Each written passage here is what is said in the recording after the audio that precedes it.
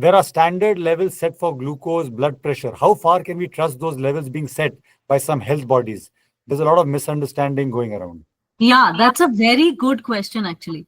So a couple of things to say about this. We talked about EBM before, evidence-based medicine. Actually, you'll be surprised to know that the 70 and above population is so underrepresented in all the trials.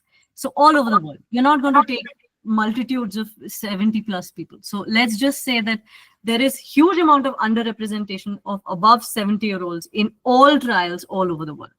That being said, we need to set some sort of leeway. So for example, let's start off with HbA1c.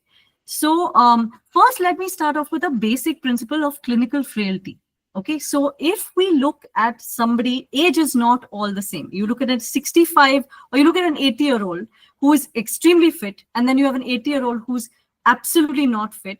So they came up with this kind of scale called the clinical frailty scale to give some definition of what is this 80-year-old vulnerable to and what is this one vulnerable to. And that actually provides your baseline of where you need to look at these goals and goals of treatment, right?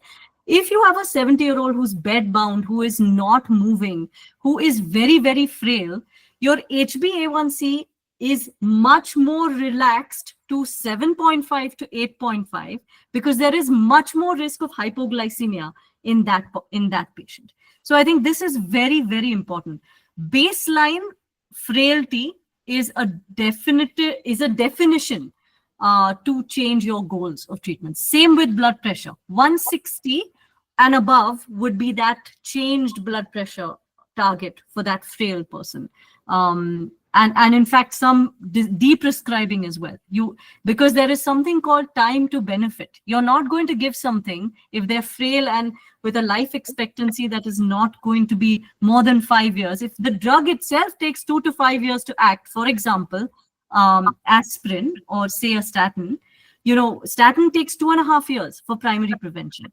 Primary prevention being helmet on, go on the bike, or then fall and then get treatment, secondary versus primary. This is what we need to be talking about. So this is a very important point.